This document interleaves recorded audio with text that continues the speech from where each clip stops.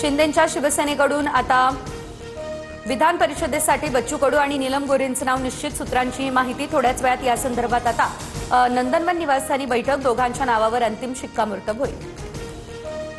शिवसेनेमध्ये पक्ष विलीन करण्यासाठी बच्चू कडू सकारात्मक, दिव्यांग आणि शेतकऱ्यांना न्याय मिळत असेल तर शिंदेंसोबत जायला हरकत काय, पण नुसत्या आमदारकीसाठी सोबत जाणार नाही, बच्चू कडू यांची ही भूमिका। महिला आरक्षण विधेयक 2023 सालीच पास झाले, मग आता मोर्चा कशासाठी? राज ठाकरेंचा सत्ताधाऱ्यांना हा सवाल।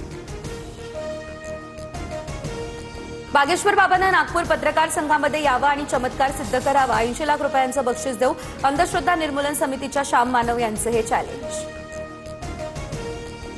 नागपुरात बागेश्वर बाबाचं श्याम मानव यांना आव्हान, मी 5 दिवस नागपुरात, चमत्कार सिद्ध करा असं म्हणणाऱ्यांनी दरबारात यावं, बागेश्वर बाबाचा श्याम मानव यांच्यावर निशाणा।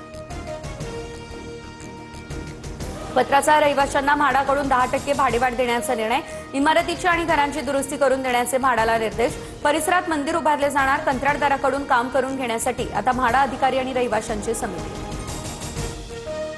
रत्नागिरी जिल्ह्यात पुन्हा भूकंपाचे सौम्य धक्के, 2.7 रिश्टर स्केल इतकी तीव्रता, चिपळूण तालुक्यातील येगाव भूकंपाचं केंद्र, यापूर्वी 12 मार्चला भूकंपाचे धक्के जाणवलेले आहेत।